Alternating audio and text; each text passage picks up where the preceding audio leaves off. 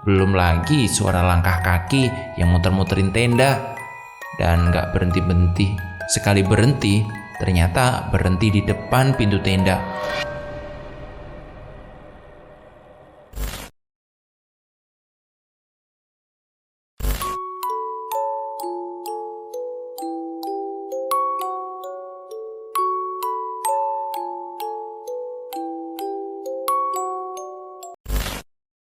Cerita mistis pendakian Gunung Salak, ditulis oleh Futuribai. Agustus tepatnya tahun 2018 lalu, rombongan saya yang berisi 8 orang, 5 cowok, 3 cewek, pergi mendaki ke Gunung Salak. Awalnya kita berangkat cuma bertujuh. Di jalan kita bertemu seorang pendaki asal Semarang yang penasaran mau menaiki Salak, tapi tidak ada rombongan. Nggak tahu apa yang dipikirkan orang itu sampai-sampai nekat naik Salak sendirian. Karena kita tidak mau terjadi apa-apa dengan dia, jadi kita ajak bareng dan dia akhirnya mau. Perkenalkan dulu, rombongan saya ada Bang Wawan, Syahid, Ang, Ica, Enta, Fahri, saya dan juga Bajindul dari Semarang. Kita berangkat dari Selipi, Jakarta sekitar jam 8 malam. Tujuan sebenarnya mau ke Gunung Kencana, tapi tiba-tiba si Syahid ngajak ke Salak. Karena ada beberapa hal yang jadi alasan buat nggak ke Kencana. Jadi ya udahlah, kita setuju semua untuk pergi ke Gunung Salak. Tujuan ke Salak sempat ragu sebab si Enta ini anak IndiHome ya, yang bisa ngelihat hantu-hantu dan sejenisnya. Ini bukan pertama kali dia ke Salak. Sebelumnya pernah, tapi baru sampai base camp dan balik pulang gara-gara katanya gak kuat sama sambutannya. Kita sempat yakin entah tetap mau ke Salak lagi apa enggak. Dia bilang yakin mau ke sana, tapi paksaan. Oke lah, kita akhirnya berangkat ke Cidahu dengan 4 motor. Di jalan kita sempat ke SPBU untuk isi bensin. Saya, Enta, dan Ica ke toilet. Si Enta sudah kelihatan gelisah. Kak, beneran kita ke sana nih? Saya tanya, tapi dia malah balik nanya. Lu gimana sih? Saya sih oke dan tenang saja. Kita sama-sama jagain lu, ya. Ngomong-ngomong, saya bukan Anda IndiHome yang bisa ngeliat gitu-gitu ya. Jadi saya nggak bisa ngerasain energi mereka. Selesai mengisi bensin, kita langsung berangkat. Ini dari awal aja udah nggak enak. Asli, kalau ada yang pernah ke Salak via Cidahu, pasti tahu jalan yang ke arah BC Nanjak, terus pinggirnya ada jurang. Kalau nggak salah, soalnya itu malam dan berkabut, nggak begitu jelas. Itu jalanan sepi banget, cuma ada rombongan saya. Urutannya motornya gini. Yang pertama Syahid sama Bajindul. Yang kedua Ang sama Ica, Fahri sama saya, dan juga Bang Wawan di yang terakhir sama Enta. Motor si Enta nyalip kita. Kita udah paham sih, kalau begitu berarti dia lagi ngeliat sesuatu. Enta itu bukan penakut, tapi kalau dia sampai kabur duluan, berarti yang dia lihat ini bener-bener serem. Gak lama setelah itu nyalip motor saya coba tengok sana sini. Dasar apes, baru aja nengok sekali, ternyata bener ada orang tinggi besar, hitam, berlendir, dan berbulu. Energi bentrok, langsung mual, pusing, nangis. Fahri sama saya mendadak panik. Lu kenapa? Ada apa? Nggak ada apa-apa, santai aja. Jangan kasih tahu anak-anak, takut mereka panik. Nggak lama kemudian kita sampailah di BC sekitar jam 1:30 malam. Kita akhirnya parkir motor, duduk-duduk dulu, terus bangun tenda buat istirahat karena kita mendaki ke esok paginya. Besoknya kita mulai jam 7 pagi ya. Setelah kita beres-beres dan simaksi dan lain-lain, dari base camp itu ke pintu rimba, view-nya indah banget. Kiri hutan pinus, kanan camping ground. Ada satu gubuk yang kelihatannya udah nggak keurus, energinya mantep banget deh pokoknya. Sampai di pintu rimba, gerbangnya udah rusak parah Dan ada pos yang bener-bener udah kotor banget saat itu. Sepi juga di sana. Tapi kita ketemu pendaki yang baru saja turun. Mulai masuk ke rimbanya, energi sudah campur aduk. Si Enta bilang gini, ternyata kalau siang nggak serem-serem, tapi ada beberapa titik yang energi negatif katanya. Singkat cerita, kita sampai di Simpang Bajuri. Buat makanan dulu karena pas pagi kita cuma makan roti. Selesai makan, kita jalan lagi ke arah Kawah Ratu. Sepanjang jalan nggak ada kejadian apa-apa. Kita lihat ada tanah landai di pinggir jalur pendakian. Sampai tanah landai itu jurang. Tapi karena tujuan kita emang bukan puncak alias kita mendaki buat nyantai-nyantai aja. Jadi kita mutusin buat bangun tenda di situ. Deket tanah landai itu ada sumber mata air yang mantep banget airnya. Tapi kanan kirinya pohon gede banget. Ada pohon bambu dan juga banyak pohon pisangnya. Sampai di sana di sekitar jam 1 siang langsung kita bangun tenda. Dan kap masing-masing ada 5 orang. Ganti baju terus masak, makan siang dan pasang hammock buat santai. Sejauh ini belum ada apa-apa. Sampai pada si Bancindul. Gunung kok nggak hujan ya? Dia ngomong gitu sekitar jam 5-an. Terus nggak lama hujan turun deras banget. Bener-bener saja nih si Bancindul mulutnya minta ditapuk.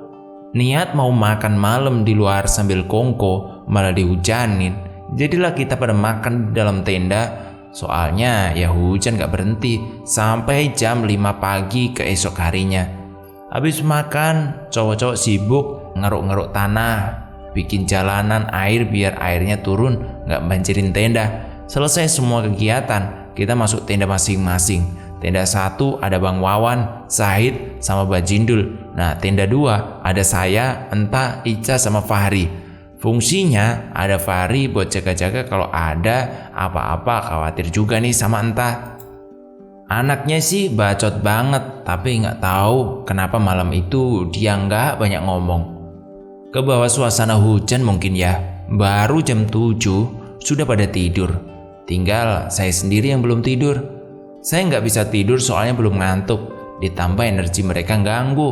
Belum lagi suara langkah kaki yang muter-muterin tenda. Dan nggak berhenti-berhenti. Sekali berhenti, ternyata berhenti di depan pintu tenda. Suara langkah kaki sih santai sambil main game sampai pada titik dimana saya merasa tenda sudah miring banget. Karena nggak mau takut sendirian, saya bangunin Fahri. Setelah dia bangun, lalu saya nyalain flash HP. Flashnya nyala, berarti terang dong. Sialnya Fahri ngeliat jelas ada bayangan yang nyender ke tenda sampai tenda tuh miring. Terus refleks saya tabuk bayangannya dari dalam tenda. Saya positive thinking ada orang yang nyender ke tenda saya. Tapi ketika saya tabuk, nggak berasa apa-apa. Lama-kelamaan kalau emang orang yang nyender, kok nggak berasa nabuk ya. Ditambah tuh bayangan hilang habis saya tabuk. Ya kali mungkin ada orang iseng. Saya masih positive thinking. Bayangan itu hilang. Kemudian lanjut suara langkah kaki muter-muter di tenda. Saya sama Fahri udah gemeter. Coba manggil anak-anak yang lain, tapi nggak ada yang bangun. Sialan, bisa-bisanya mereka begitu. Karena udah nggak tahan, Fahri mau nekat buka pintu tenda dan mau keluar dan ngecek sekitar. Dia udah siap pakai jas hujan dan nyalain senter. Tapi sebelum itu saya larang.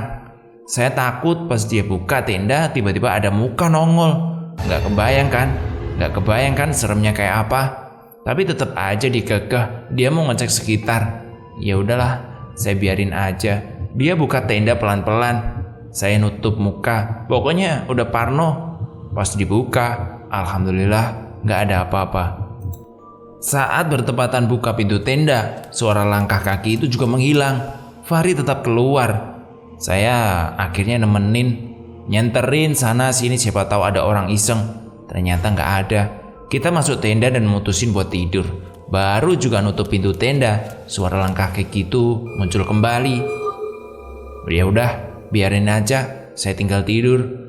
Dan keesok harinya kita bangun sekitar jam 7. Masak, sarapan, terus main-main ke Kawah Ratu. Tempatnya cantik banget malahan. Dan asli, ini indah. Tapi nggak boleh lama-lama katanya berada di sekitar situ. Takut keracunan belerang katanya. Akhirnya kita terus balik. Kita ke tenda, beres-beres buat cepet-cepet turun. Karena kita dikasih tahu zuhur udah harus nyampe di base camp. Pas mau turun, si Abang Wawan sama Entak ribut.